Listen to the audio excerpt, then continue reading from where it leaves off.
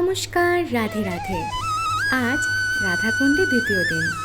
আজ বার হয়েছে গিরি গোবর্ধন পরিক্রমাতে। এটি একটি বাঙালি মন্দির।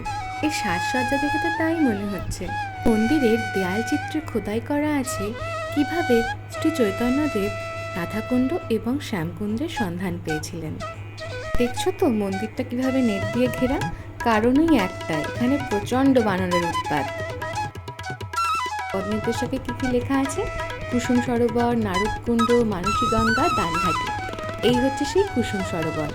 এখানে রাধারানী শ্রীকৃষ্ণের জন্য ফুল তুলতেন। তাই ফুলকে যেহেতু বাংলাতে কুসুম বলা হয়, তাই এই জায়গার নাম আর এই মন্দিরের নাম হচ্ছে কুসুম সরোবর। এর ভেতরটা কিন্তু অনেক সুন্দর, কিন্তু আজকে আর ভেতরে ঢুকবো না, কারণ গিরি গোবর্ধন পরিক্রমা করতে অনেকটা পথ আর অনেকটা সময়ও লাগে। আকাশের অবস্থা খুব একটা ভালো না, যখন তখন বৃষ্টি নামতে পারে। আর হাতে কোনো ছাতাও নেই, একদম খালি হাতে বার হয়েছি। এই হচ্ছে মানসী গঙ্গা।